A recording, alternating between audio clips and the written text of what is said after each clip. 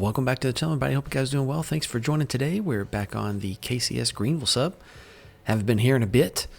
Wanted to get an industry done that I haven't actually I did plan for it, but I hadn't really paid any attention to it, and I'd kind of forgotten about it. But there is a shingle factory in Daingerfield, Texas. That's right on the KCS main line. This is just to the railroad west of Hughes Springs. It switches right off the main, and it's basically only able to be switched by a train that's moving east. Now, that is, of course, unless they want to back up to it from the yard, but that's like a good 2-3 mile shove. I mean, that's not unheard of, obviously. So, you know, under certain circumstances, they might just shove back from the yard.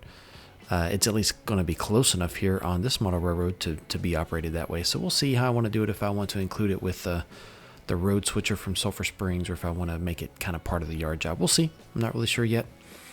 But first, I wanted to kind of throw in some work on this backdrop. I kind of did it, undid it, messed around with it, changed my mind a lot. But then eventually got something I was willing to work with. And just, you know, it wasn't really on the plan to work, but it was here, so I did it. And, you know, I'm not mad about it. But obviously you can see they don't really match up perfectly, so that's where trees come into play, because they help cover that kind of stuff up.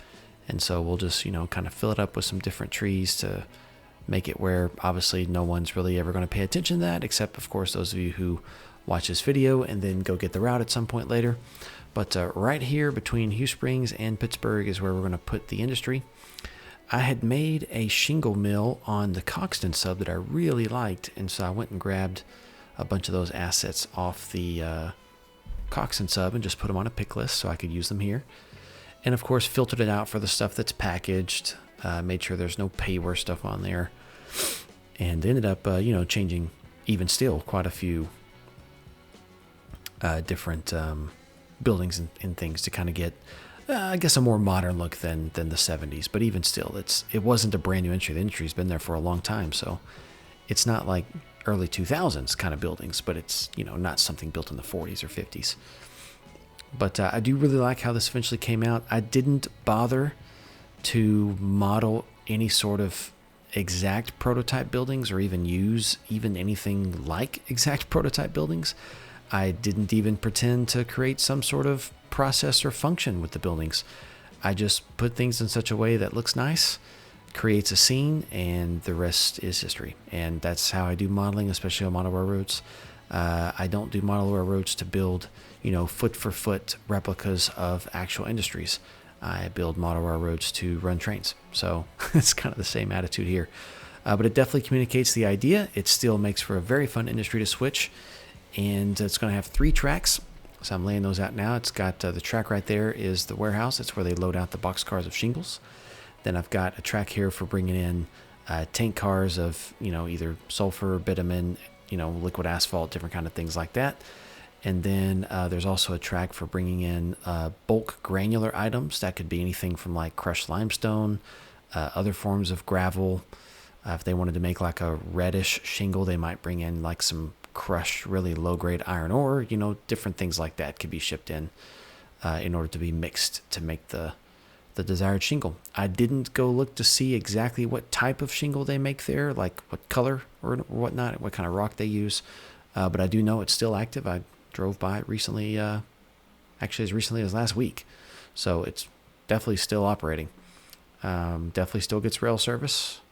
Most of, at least what I see from Google Maps, and then of course what I remember as a child, it's mostly of course just covered hoppers. But I don't think they ship in by rail any like gravel or limestone. I do, if I remember correctly, I do think I've seen a couple of tank cars there before, but I'd be hard pressed to really, you know, put any money on that. So I didn't have a lot of space for this one, obviously, as you can tell, so I just decided to add in a few trucks. I didn't create a whole scaling setup like over there at Pilgrims in Pittsburgh. I just had a lot more space for that industry because it's a lot bigger, and I wanted it to kind of be a feature. This one's just kind of another small industry, you know, there. But I did want to get a fence laid out this time, chain link, just like the real thing. And of course, we'll eventually add in some decorations to that to give it some life. It really helps revolutionize it a lot. I mean, just adding in just a third and a fourth texture just changes everything. You know, I've heard people say they're worried about not being able to use more than just 8 textures for HD terrain, this is only like 5 or 6, and it really looks fantastic. So, you can do plenty with 8 textures if you really, put your mind to it. So I know it's kind of an annoying limitation, but I get why it's there, and it's workable. All right, so we're going to step over here to the side real fast, and I had decided finally what I wanted to do with this Union Pacific line that just kind of crosses over. I decided I wanted to just make it a loop. So originally I was going to do like a double dog bone, have like a side track down there completely hidden so you could store 2 trains, one going each direction. I decided that can go get lost. Not interested in that anymore. And so now the plan was just make it one big loop track. So now the Union Pacific train is only ever going to be going one direction. And, that's fine with me. It's going to be going essentially railroad north, which means it will be coming towards the camera on that track I'm laying right now.